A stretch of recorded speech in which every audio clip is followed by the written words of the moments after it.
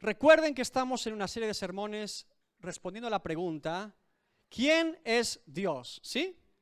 Y dijimos que íbamos a responder a esta pregunta por medio de los diferentes atributos de Dios en la Biblia. El primer atributo que expusimos bíblicamente fue que Dios es santo. El atributo que más se repite en la Biblia es que Dios es santo. Y hoy vamos a hablar de un segundo atributo muy común también en la Biblia y que en este tiempo, sin duda, es el atributo que más se predica de Dios. Es el atributo que más veces se enfatiza, el atributo que muchas veces entendemos que es principal de Dios y que no siempre podríamos decir que se explica correctamente bíblicamente. Pero sí es el que todos conocemos y el atributo es que Dios es amor. Y todos dicen, bien, por fin David, por fin después de un año completo hablando de la justicia de Dios, del pecado y la condición del ser humano, vamos a hablar de que Dios es amor. Sí, hoy vamos a exponer que Dios es amor. Y bíblicamente le puedo decir que es claro y contundente, que Dios es amor misericordioso, bueno, bondadoso, compasivo, paciente, clemente y perdonador. Es incuestionable bíblicamente que Dios se revela al ser humano con todas estas características. Pero es importante que entendamos que ningún atributo de Dios entra en competencia con otro. Que Dios es amor no entra en competencia con que Dios sea justo o santo, sino que todos los atributos de Dios revelan quién es Dios.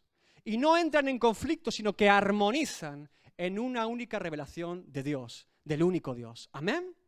Bien. Quiero repasar entonces con ustedes en esta mañana el atributo de Dios es amor y poner en común muchas cosas que probablemente todos conozcamos y otras que quizá tengamos que señalar. Lo primero que tengo que decir, punto número 1, es que Dios revela claramente en las Escrituras que es un Dios misericordioso, bueno, bondadoso, compasivo, paciente, perdonador y amoroso. Daniel 9, del 9 al 10 dice, de Jehová nuestro Dios es el tener misericordia y el perdonar, misericordioso y perdonador, aunque contra él nos hemos rebelado y no obedecimos a la voz de Jehová nuestro Dios para andar en sus leyes que él puso delante de nosotros por medio de sus siervos los profetas. En Lamentaciones 3, 22 al 24, en medio de ese libro de Lamentaciones, en los 5 capítulos, en el centro, epicentro, el capítulo 3, dice el autor, por la misericordia de Jehová no hemos sido consumidos, porque nunca decayeron sus misericordias, nuevas son cada mañana. Grande es tu fidelidad, mi porción es Jehová, dijo mi alma, por tanto en él esperaré. Salmos 103, 8, misericordioso y clemente es Jehová, lento para la ira y grande en misericordia.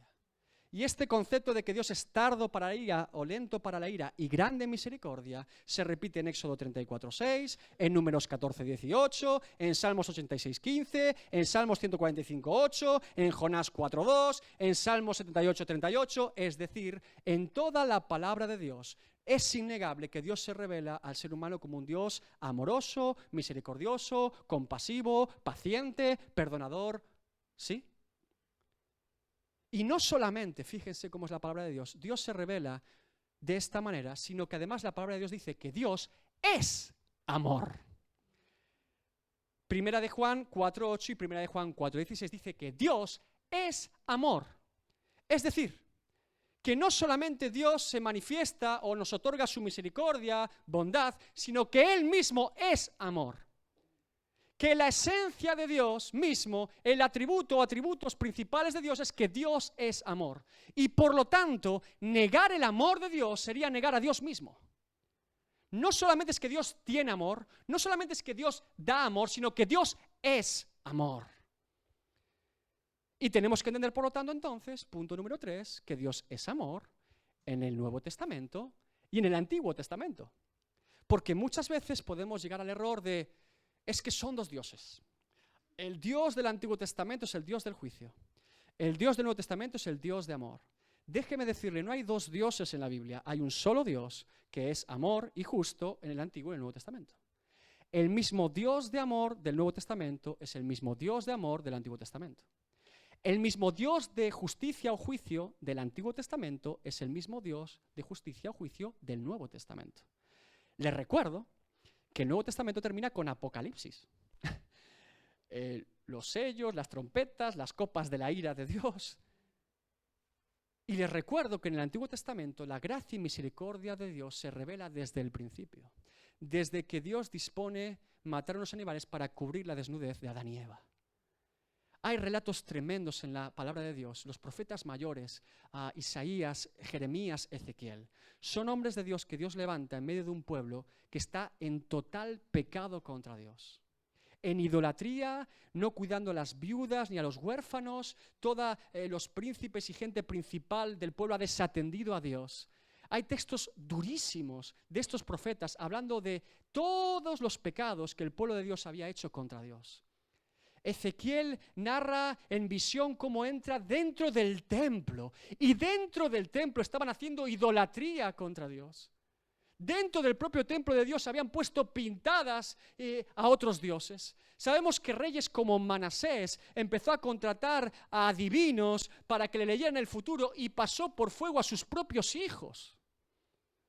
Y en medio de ese estado, Dios revela que vendrá juicio de Dios al pueblo si no se arrepiente. Pero sabemos que Jeremías o Ezequiel son profetas que Dios les advierte, no te van a escuchar. Vas a advertir la verdad, vas a mostrar su condición, vas a decir que el juicio viene, que Jerusalén va a ser destruida y no te van a escuchar. Y evidentemente el juicio de Dios llega por medio del imperio de Babilonia. Pero lo más fuerte de estos textos bíblicos, si usted lee los profetas mayores, es que aún en medio de ese juicio de Dios, Dios siempre trae palabra profética de redención del pueblo. De que volverán a Jerusalén, de que serán redimidos, de que su corazón de piedra será transformado en corazón de carne, de que los huesos secos vivirán, porque el Espíritu de Dios entrará sobre ellos. Siempre hay una mano extendida de parte de Dios. No podemos incurrir en el error de diseccionar a Dios o dispensacionarlo en Antiguo y Nuevo Testamento. Es el mismo Dios, el único Dios, el mismo Dios de amor del Antiguo y Nuevo Testamento. Ahora bien, evidentemente, podemos decir también, punto número 4, que la mayor revelación del amor de Dios al ser humano es Cristo. Que la mayor revelación que nosotros podemos conocer, entender y experimentar del amor de Dios hacia nosotros es Cristo y por medio de Cristo. Y esto se resume en un versículo más que conocido, Juan 3, 16 y 17.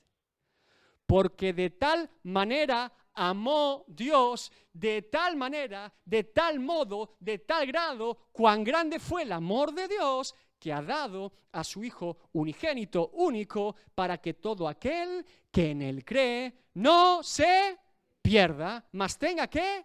Vida eterna. ¿Por qué? Porque no envió Dios a su Hijo al mundo para condenar al mundo, sino para que el mundo sea salvo por Él. La mayor revelación del amor de Dios es Cristo, viniendo al mundo para salvar a los pecadores. Y podemos llegar a decir esa frase famosa que se escucha mucho en este tiempo: Dios ama al pecador, pero aborrece el pecado. ¿Sí? Es una frase bastante popular y bastante predicada. No hay ningún versículo que diga Dios ama al pecador y aborrece el pecado como tal. Pero no podemos negar lo que la Biblia sí dice. Primera de Juan 2:2. Y Él es la propiciación por nuestros pecados, y no solamente por los nuestros, sino también por los de todo el mundo. Romanos 5:8. Mas Dios muestra su amor para con nosotros en que siendo aún pecadores, Cristo murió por nosotros. El problema de la frase no es la frase en sí, sino que no está completa.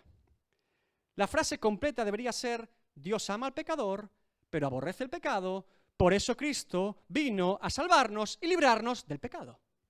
Lucas 19:10. Vino a buscar y salvar lo que se había perdido.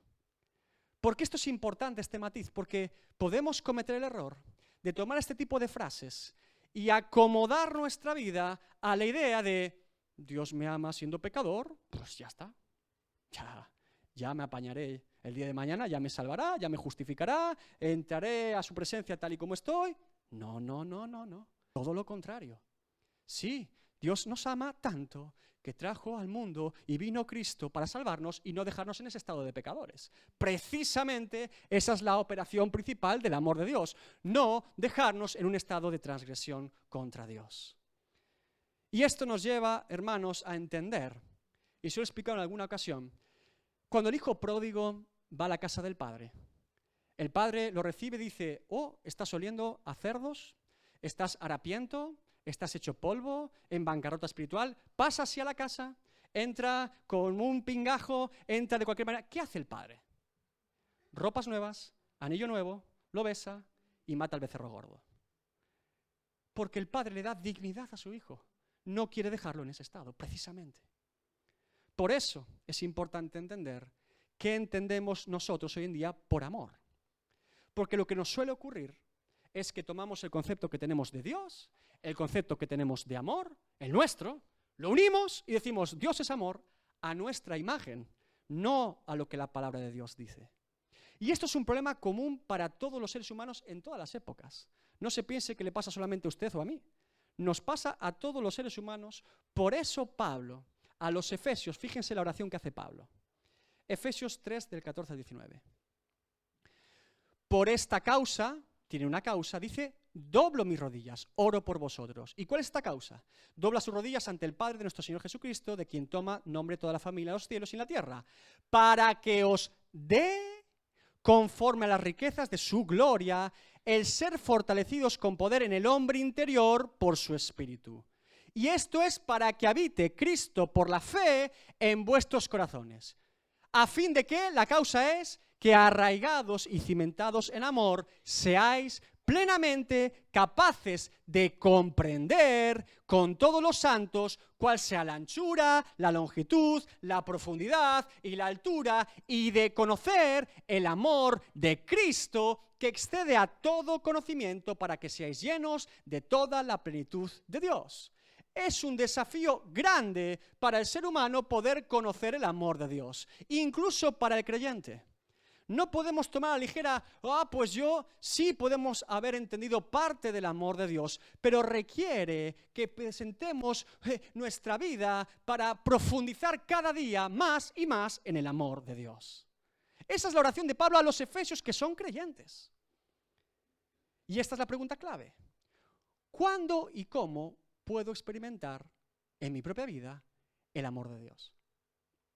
Y si hiciéramos una encuesta a pie de calle en cualquier iglesia evangélica hoy, nos pusiéramos allí haciendo una encuesta, la gran mayoría de respuestas, si yo le preguntara, ¿usted por qué se acercó a Cristo?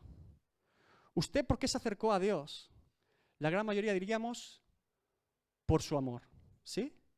Porque vi que me amaba, porque entendí que me amaba, porque no pude ignorar pues que Él murió y que fue terrible. Bien.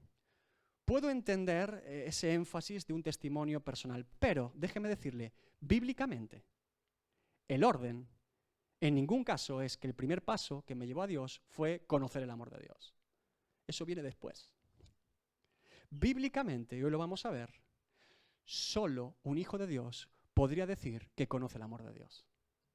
No es posible, no es cierto, en ningún caso, que una persona que no ha tenido un encuentro con Cristo pueda decir con certeza que conoce y ha experimentado el amor de Dios. Puedo ser atraído por cierta idea del amor de Dios, pero si yo no he pasado por la cruz de Cristo, si yo no he pasado por la obra completa de Cristo, no puedo decir que he experimentado verdaderamente el amor de Dios. Romanos 5:5. Y la esperanza no avergüenza, porque el amor de Dios ha sido derramado, es la misma palabra que se utiliza para el derramamiento del Espíritu Santo, en nuestros corazones por el Espíritu Santo que nos fue dado, no que nos será dado. Es decir, el apóstol Pablo está diciendo que después de tener arrepentimiento y fe para salvación, somos templo del Espíritu Santo y nos fue derramado, entendido, el amor de Dios en nosotros, después y no antes. La Biblia nos enseña también que la primera operación del Espíritu Santo en nosotros antes de conocer a Cristo es convicción de pecado, de justicia y de juicio. Juan 16:8. Y cuando Él venga, convencerá al mundo de pecado, de justicia y de juicio. ¿Por qué esto es importante, hermanos? Porque puede ocurrir que nos hayamos acercado a Dios incluso por años, sin haber experimentado todavía el verdadero amor de Dios por nosotros. ¿Por qué? Porque si yo no tengo convicción de pecado, si yo no reconozco mi condición delante de Dios, entonces la obra de Cristo por mí es mínima, me es indiferente. Si yo no soy pecador, entonces la obra de Cristo para mí no tiene sentido. Sí, entenderé que Jesús vino al mundo, pensaré que es un mártir, que no lo es, pensaré que es un ejemplo de vida, que no solamente es su vida. La operación principal de Jesús es salvar a los pecadores. Pero si yo no entiendo que soy pecador ni lo reconozco, no entiendo ni comprendo toda la obra de amor de Cristo por mí. ¿Me están entendiendo? Bien. Es muy importante, hermanos, que entendamos que por medio del arrepentimiento y fe para salvación, entonces sí, el amor de Dios se derrama de tal manera que sobrepasa todo nuestro entendimiento. Yo no se lo puedo explicar, usted lo tiene que vivir.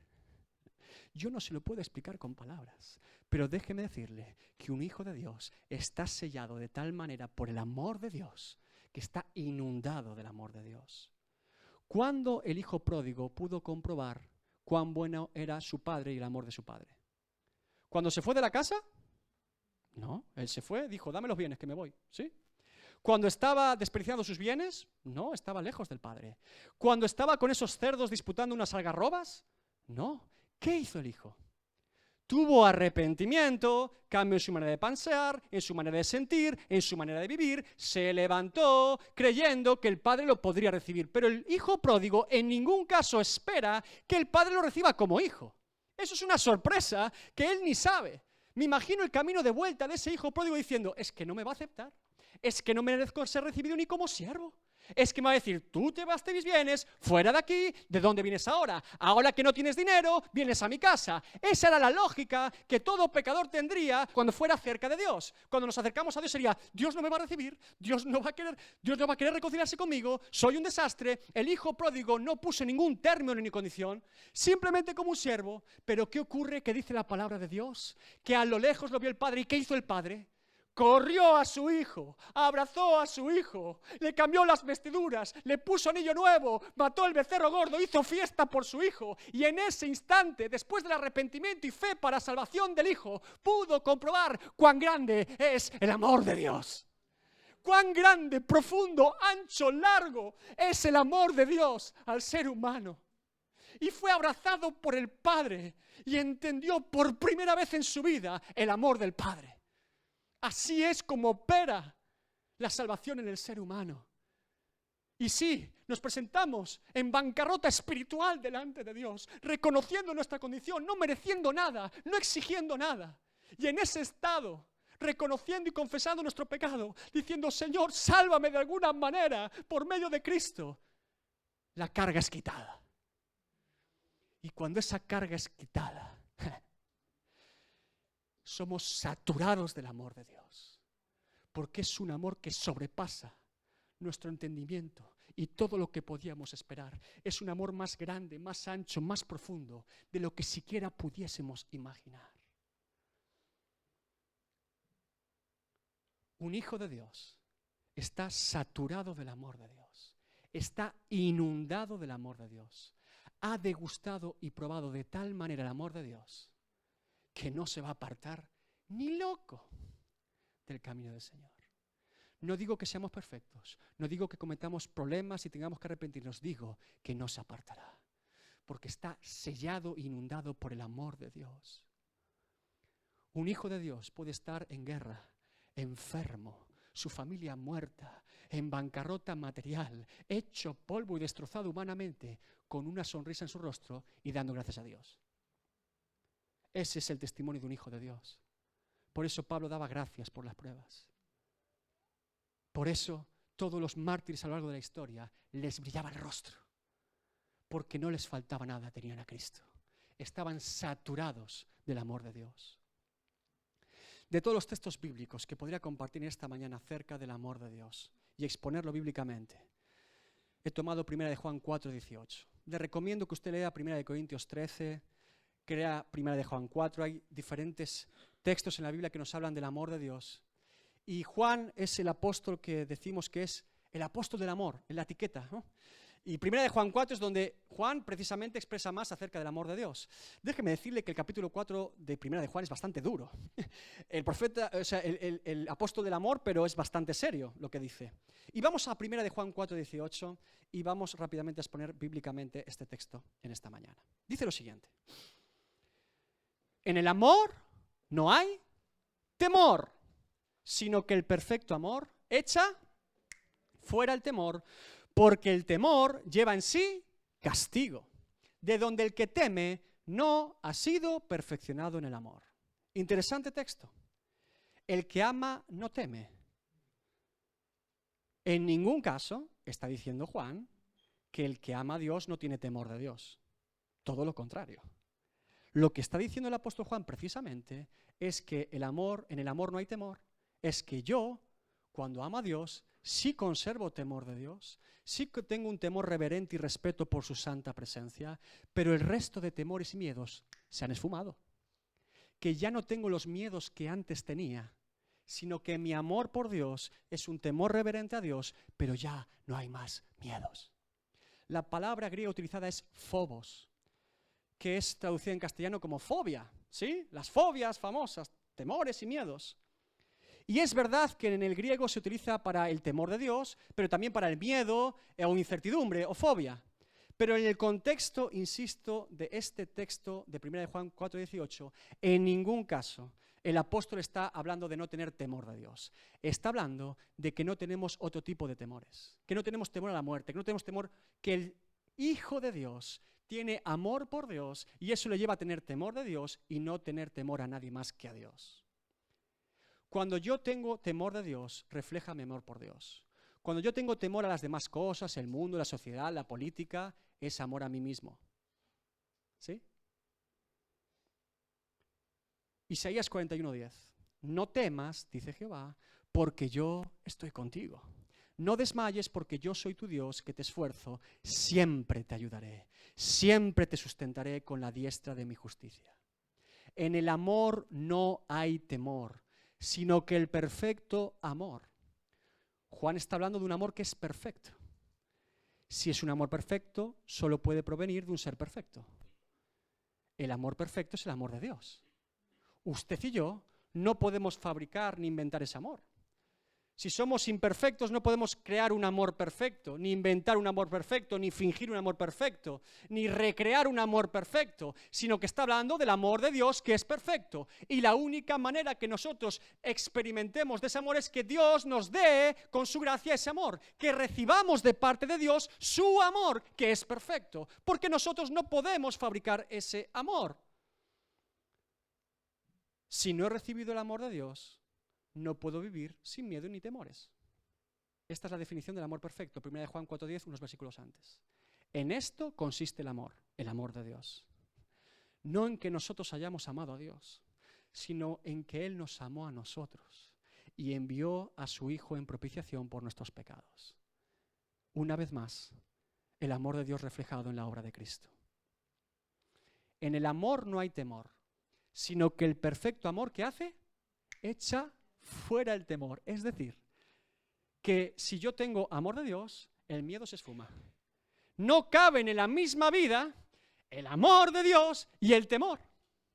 Que cuando yo recibo el amor de Dios, expulsa el temor. Y si yo no recibo el amor de Dios, siempre vivo con temores y miedos. Que es incompatible tener temores y miedos con vivir en el amor de Dios. Esto es maravilloso, es un mensaje de esperanza, un mensaje de redención, porque cuando yo recibo el amor de Dios, el miedo, el temor es echado fuera de mi vida. Un creyente no tiene fobias. Un creyente no tiene temores ni miedos. No tiene temores ni miedos al qué dirán. No tiene miedos a no cumplir mis propios sueños o metas. No tiene miedo al mundo. No tiene miedo a la pobreza. No tiene miedo a sus propias carencias o complejos. No tiene miedo a los problemas o pruebas de la vida. No tiene miedo a la enfermedad. No tiene miedo a la muerte. No tiene miedo a Satanás. No tiene miedo a la familia y el qué dirán. No tiene miedo al pasado, al futuro ni al presente. Porque el amor de Dios echa fuera el temor. En el amor no hay temor, sino que el perfecto amor echa fuera el temor, porque el temor lleva en sí castigo. Aquí está la clave. ¿Por qué tener miedo si soy hijo de Dios? Miedo a las demás cosas, a lo que me pasará, a mi vida, al jefe. ¿Por qué tener miedo? Lleva en sí castigo. Porque el miedo, hermanos, confunde en nuestra vida quién es verdaderamente Dios. El miedo incurre en competencia con mi fe y confianza en Dios. Génesis 3 del 8 al 10. Fíjense atentamente en el texto bíblico. Y oyeron la voz de Jehová Dios que se paseaba en el huerto, al aire del día. Y el hombre y su mujer, ¿qué hicieron? Se escondieron de la presencia de Jehová Dios entre los árboles del huerto. Mas Jehová Dios llamó al hombre. ¿Quién se acercó al hombre primero? Dios. Y le dijo, ¿dónde estás tú? Y él respondió, oí tu voz en el huerto y tuve miedo, porque estaba desnudo y me escondí. Adán y Eva tenían miedo a las consecuencias de su pecado. Tenían miedo a lo que habían pasado. Recuerden que recién comieron el fruto, se vieron desnudos. Dijeron, ¡ah! Tuvieron miedo el uno del otro. Tuvieron miedo de todo. Ahora la creación les parecía hostil. Ya los leones no hacían tanta gracia. Ya huían, se escondían. Adán y Eva revelaron todos los miedos posibles del ser humano, pero no temor de Dios. ¿Por qué? Porque el verdadero temor de Dios, que es amor a Dios, hubiera implicado correr a los pies de Dios y pedir perdón.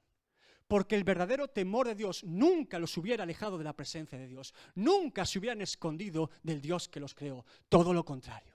Pero tienen miedo a todo menos temor de Dios. Por eso huyen, se esconden y no quieren presentarse delante de Dios. El miedo es orgullo.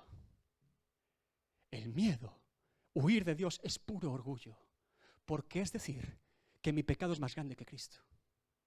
Es decir, que he hecho algo tan grave que Dios no me puede perdonar. Es decir, que yo puedo hacer mi vida en mis propios términos y que Dios no es tan importante para mí. Que me podré salvar a mi manera y no a la manera de Dios. El miedo es orgullo. Tener miedo, amigos hermanos, nos lleva a esconder nuestro pecado. Tener miedo nos lleva a huir de Dios. Por eso, el verdadero amor, ¿qué hace? Echa fuera el temor. ¿Sí? Un hijo de Dios ama a Dios. Un hijo de Dios, vuelvo a repetir, no es perfecto. Pero cuando peca y comete transgresión contra Dios, por su temor a Dios y amor a Dios, va corriendo delante de su Padre. No huye ni se esconde. En el amor no hay temor, sino que el perfecto amor echa fuera el temor, porque el temor lleva en sí castigo, de donde el que teme no ha sido perfeccionado en el amor. Porque aquel que ha entendido, creído, experimentado y vive en el amor de Dios, acudirá a Dios para pedir perdón cuando comete pecado. Acudirá a Dios para dar gracias cuando Dios le da algún tipo de bendición o responde sus plegarias. Acudirá a Dios a pedirle guía antes de tomar alguna decisión. Acudirá a Dios en todo momento, en toda circunstancia de su vida. Huir de Dios es síntoma de miedo. Esconderse de Dios es síntoma de orgullo. ¿Quiere ver un ejemplo bíblico de cómo el perfecto amor echa fuera el temor? Lucas 5 del 8 al 10. Este texto es maravilloso. Viendo esto, Simón Pedro cayó de rodillas ante Jesús, diciendo: apártate de mí, Señor, porque soy hombre pecador. Porque por la pesca que habían hecho, el temor se había apoderado de él y de todos los que estaban con él, y asimismo de Jacobo y Juan, hijos de Zebedeo, que eran compañeros de Simón. Pero Jesús dijo a Simón: no temas, desde ahora serás pescador de hombres. Paso 1. Cae de rodillas, humildad delante de Cristo. Paso 2, confesión de arrepentimiento y fe. Soy hombre pecador y le llama Señor. Paso 3, Jesús le responde: no temas. Paso 4, nueva criatura en Cristo y llamado en Dios. Ya no serás pescador de peces, serás pescador de hombres. Y se cumplió. Los pescaba a miles. A miles. Ese pescador de Galilea insensato, imprudente, los pescó a miles. Y aún hoy día leemos las epístolas de Pedro y son llenas de sabiduría y de la inspiración del Espíritu Santo. A miles los pescó. Porque Dios transforma nuestras vidas con su amor. Arrepentimiento y fe para salvación. confesión de nuestro pecado. Y ahora sí, Jesús le dice, no temas. El amor echa fuera el temor. Y yo sé que alguno estará pensando, sí, David, si los pasos los sé. Los pasos los tengo de memoria conocidos. Me tengo que arrepentir, tengo que creer y Dios me cambiará y el amor de Dios inundará mi vida. La teoría la sé, pero no sé por dónde empezar. No tengo esa convicción, esa carga. Te doy un consejo. Mira, el secreto, hermano, yo no sé cómo Dios opera en cada vida. Dios nos lleva a predicar el Evangelio, pero te voy a decir algo, escúchame bien. Ríndete. Suelta las riendas de tu vida, suéltalas y deja que Cristo las tome. Ríndete. La única manera, el único camino, verdad y vida es Cristo. Implica rendirnos, soltar las riendas de nuestra vida para que Cristo las tome. Mateo 16, 25 al 26. Porque todo el que quiera salvar su vida, tomar las riendas, la perderá. Y todo el que pierda su vida, soltar las riendas, por causa de mí, la hallará. Porque ¿qué aprovechará el hombre si ganare todo el mundo y perdiere su alma? ¿O qué recompensa dará el hombre por su alma? ¿De qué tienes miedo? ¿De qué tienes miedo? ¿Miedo del qué dirán? Mira, yo no sé lo que la gente dice hoy o dirá de usted o de mí hoy o mañana. Déjeme leerle un texto bíblico. Filipenses 2 del 9 al 11.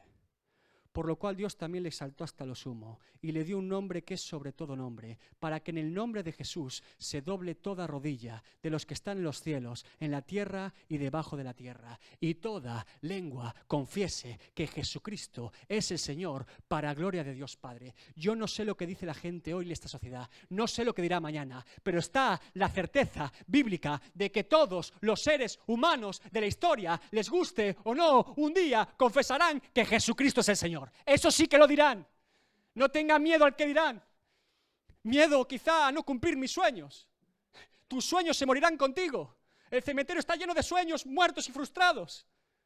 Pensemos en la eternidad, Juan 17:3, y esta es la vida eterna, que te conozcan a ti, el único Dios verdadero, y a Jesucristo, quien has enviado. Miedo al mundo, miedo a la sociedad. Lo que pueda hacernos, lo que puedan pensar, decir o inventar. Juan 16:33. Estas cosas os he hablado para que en mí tengáis paz. En el mundo tendréis aflicción, es una certeza. Jesús no dice que no la tendremos, pero confiad, yo he vencido al mundo. Aleluya. Quizá tengamos miedo a la pobreza. ¿Cuándo vamos a pensar en nuestra pobreza espiritual? Mateo 6:31-33. No os afanéis pues diciendo que comeremos, o que beberemos, o que vestiremos. Porque los gentiles buscan todas estas cosas, pero vuestro Padre Celestial sabe que tenéis necesidad de todas estas cosas. Mas buscad primeramente el reino de Dios y su justicia, y todas estas cosas os serán añadidas. Miedo a mis propias carencias y complejos personales. Hermano, amigo, no es lo que yo soy o lo que usted es lo que Cristo es en nosotros. Usted y yo no valemos mucho. Una vasija de barro es lo que Dios pone en la vasija.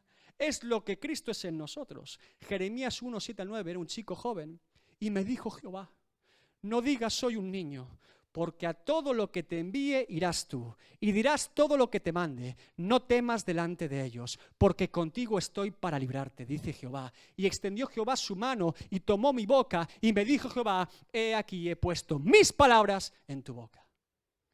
Miedo a los problemas y las pruebas de la vida. ¿Usted sabía que los problemas y pruebas de la vida en el Hijo de Dios forjan un carácter más parecido al de Cristo? ¿Y que nos hacen depender de Cristo? Por eso Santiago 1:2 dice que tengamos por sumo gozo cuando nos hallemos en diferentes pruebas. Y el apóstol Pablo dice, 2 Corintios 12:10, por lo cual, por amor a Cristo, me gozo en las debilidades, en afrentas, en necesidades, en persecuciones, en angustias, porque cuando soy débil, soy fuerte. Miedo a la enfermedad física, enfermedad mental, enfermedad del alma, enfermedad del espíritu. Dios sana hoy todo tipo de enfermedad. Isaías 53, 4 al 5, ciertamente llevó nuestras enfermedades y sufrió nuestros dolores. Y nosotros le tuvimos por azotado, por herido de Dios y abatido. Mas él herido fue por nuestras rebeliones, molido por nuestros pecados. El castigo de nuestra paz fue sobre él, y por su llaga fuimos nosotros curados. Miedo a la muerte. Un hijo de Dios se presenta a la muerte con una sonrisa. Le sonríe a la muerte. ¿Por qué? Porque pasando el umbral de la muerte estamos con nuestro Salvador. Por eso Pablo dice, para mí vivir es Cristo y morir ganancia, no pérdida, ganancia. 1 Corintios 15, 54 a 57. Y cuando esto corruptible se haya vestido de incorrupción y esto mortal se haya vestido de inmortalidad, entonces se cumplirá la palabra que está escrita. Sorbida es la muerte en victoria. ¿Dónde está, oh muerte, tu aguijón? ¿Dónde está, oh sepulcro, tu victoria? Ya que el aguijón de la muerte es el pecado y el poder del pecado la ley. Mas gracias sean dadas a Dios que nos da la victoria por medio de nuestro Señor Jesucristo. Miedo a la familia, perderla, que no le entiendan, que le juzguen, que le aparten. Mateo 12, 47 al 50. Y le dijo uno, he aquí tu madre y tus hermanos están fuera y te quieren hablar. Respondiendo él al que le decía esto, dijo, ¿quién es mi madre y quiénes son mis hermanos? Y extendiendo su mano hacia sus discípulos, dijo, he aquí mi madre y mis hermanos, porque todo aquel que hace la voluntad de mi Padre que está en los cielos, ese es mi hermano y hermana y madre. Nueva familia en Cristo. Miedo a Satanás, el que tenía el imperio de la muerte y el pecado, Hebreos 2, 14 al 15. Así que por cuanto los hijos participaron de carne y sangre, él, Cristo, también participó de lo mismo, vino al mundo en carne, para destruir por medio de la muerte al que tenía el imperio de la muerte, esto es, al diablo, y librar a todos los que por el temor y miedo de la muerte estaban durante toda la vida sujetos a esclavitud. Miedo al pasado, le atormentan las voces del pasado. Isaías 43, 25, yo soy el que borro tus rebeliones por amor de mí mismo y no me acordaré de tus pecados. Miqueas 7, 19, Él volverá a tener misericordia de nosotros, sepultará nuestras iniquidades y echará en lo profundo del mar todos nuestros pecados. Segunda de Corintios 5, 17, de modo que si alguno está en Cristo, nueva criatura es, las cosas viejas pasaron, he aquí todas son hechas nuevas. Quizá no es miedo al pasado, es miedo al futuro. ¿Qué pasará a los tiempos finales? ¿Quieres saber el futuro de un hijo de Dios? Apocalipsis 21, 3, 4.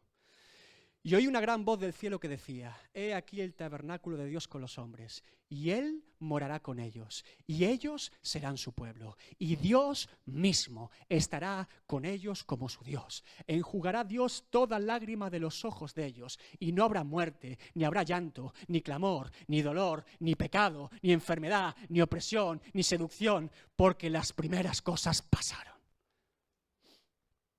Y todos estos miedos que le acabo de nombrar y muchos otros que podía haber enumerado, se resumen en su miedo aquí y ahora, en su miedo al presente. ¿Qué hago ahora? ¿Cuál es lo que tengo que hacer? ¿Qué decisión tengo que tomar? Juan 6, 35 al 40. Jesús les dijo, yo soy el pan de vida, y el que a mí viene nunca tendrá hambre, y el que en mí cree no tendrá sed jamás. Mas os he dicho que aunque me habéis visto, no creéis. Todo lo que el Padre me da, vendrá a mí, y el que a mí viene, no lo echo fuera. Porque he descendido del cielo, no para hacer mi voluntad, sino la voluntad del que me envió. Y esta es la voluntad del Padre, el que me envió, que de todo lo que me diere, no pierda yo nada, sino que lo resucite en el día postrero. Y esta es la voluntad del que me ha enviado, que todo aquel que ve al Hijo y cree en Él, tenga vida eterna, y yo lo resucitaré en el día postrero. ¿De qué tienes miedo? ¿De qué tenemos miedo? ¿Tienes miedo de que Dios te ame tanto, que transforme tanto tu vida y no te reconozcas? Bienvenido a esta casa de locos. Bienvenido a esta casa de locos por Cristo. Sí, Dios tiene tanto poder que si tú hoy crees en Jesucristo, te arrepientes de tus pecados, el amor de Dios te va a saturar de tal manera que ni siquiera tú mismo te vas a reconocer. Ese es el poder de Dios. Ese es el poder del amor de Dios. Una vez un misionero muy conocido, el hermano Andrés le llamaban, ella falleció. El hermano Andrés se dedicó durante décadas, en la época de la Unión Soviética y el comunismo, ir con su Volkswagen Escarabajo lleno de Biblias, cruzando las fronteras para llevar Biblias y literatura cristiana en países que estaba prohibido, jugándose la vida cada vez que lo hacía, para que gente pudiera escuchar y leer el Evangelio. Y después de muchos años haciendo esta misión para Dios, en una conferencia alguien escuchó el testimonio del hermano Andrés y le dijo: ¿a usted qué le pasa? Arriesgando su vida por llevar unas Biblias a Rusia, a Serbia, a Rumanía, todas las veces peligrando en su vida, no importándole que le mataran. Usted es un tonto, le dijo. ¿Sabe lo que respondió el hermano Andrés? Le dijo: sí, soy un tonto. Un tonto por Cristo. ¿Usted por quién es tonto? Yo soy tonto por Jesús. ¿Usted por quién es tonto? ¿Por comprar una casa más grande? ¿Por un coche más bonito? ¿Por un partido político? ¿Por un partido de fútbol? ¿Por un filósofo? ¿Por hacer riquezas aquí y ahora? Los seres humanos somos todos tontos. La pregunta es ¿por quién o por qué? Yo prefiero ser tonto por Cristo entonces. ¿De qué tienes miedo? Hoy el amor de Dios puede echar fuera todo temor. Dios es bueno. Dios es amor. Y es tan bueno y tan amoroso que transforma nuestra vida de arriba abajo. Yo no se lo puedo explicar con palabras, pero le puedo decir que si usted experimenta ese amor de Dios hoy, su vida va a cambiar de tal manera que nunca podrá olvidar y negar lo que ha vivido en Dios. Nunca podrá decir que Dios no es real, que Dios no es bueno y que Dios obra con poder en la vida del ser humano.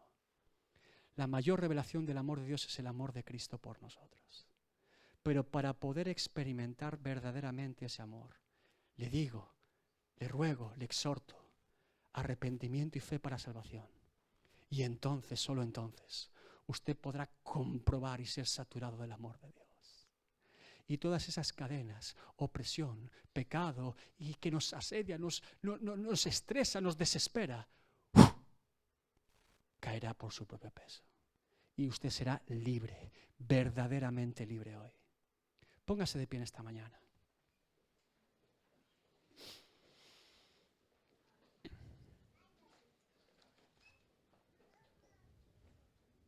Le invito a que cierre sus ojos por un instante. Oh Señor. Oh Señor.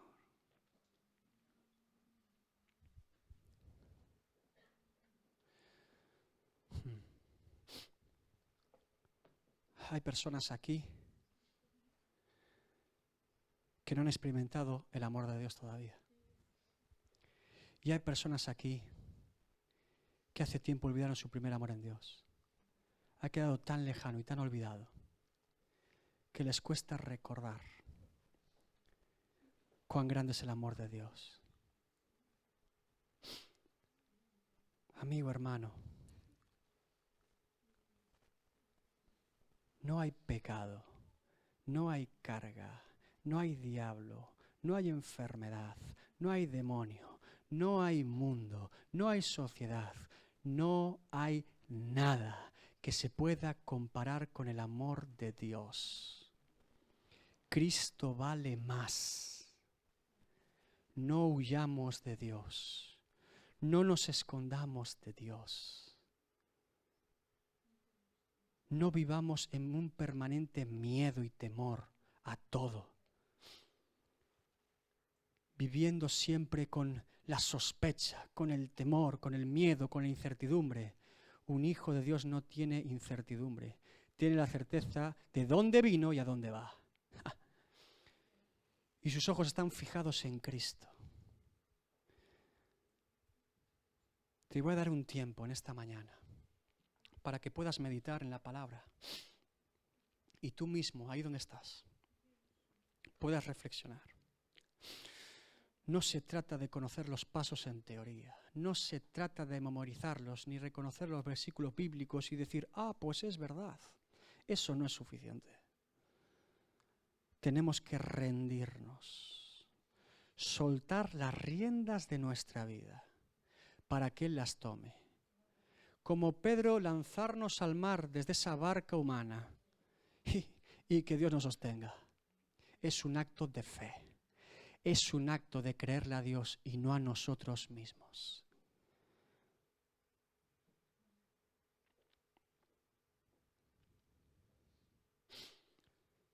Si te sientes herido, herida, si tu pasado te acusa, si el futuro te da miedo, si tus complejos personales, si lo que has vivido, esto es echado fuera por el amor de Dios, de forma radical e integral, una sanidad completa del ser humano, totalmente. Dios es poderoso, Dios es bueno, Dios te muestra una vez más el camino.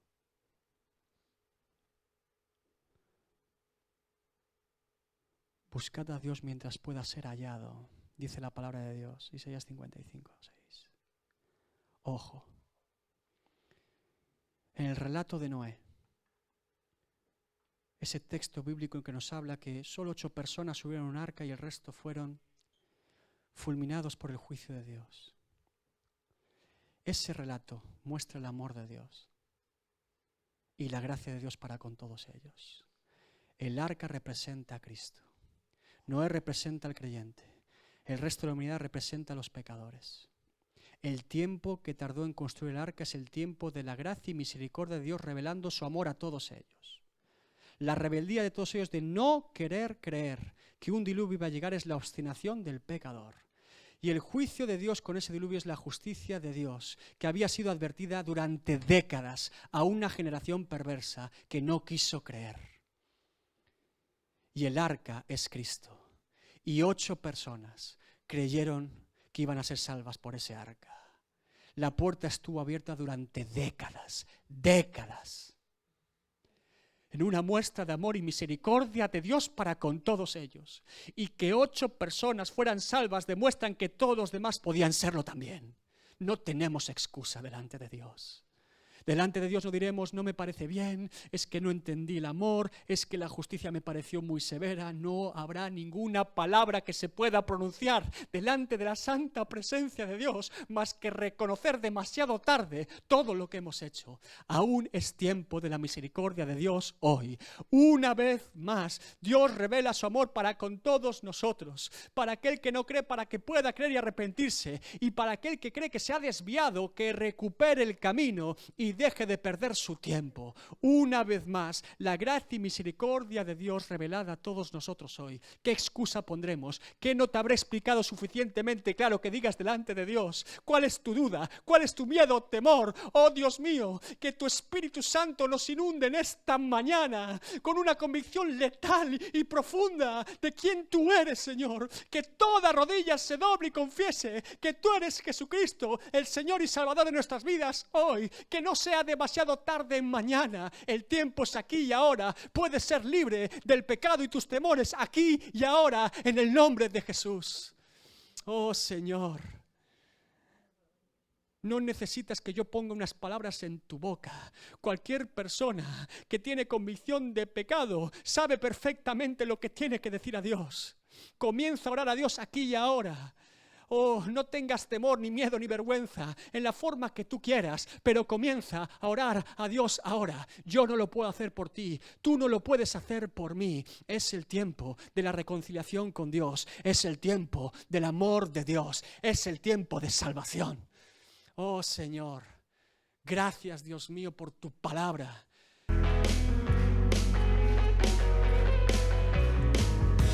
Vienes como el sol al amanecer, nieblas huirán ante tu poder, como el alba se levanta en la oscuridad. Tú vienes desde el sur a salvar, tú no te tardarás. Vienes como el sol al amanecer, subirán ante tu poder, como el alba se levanta en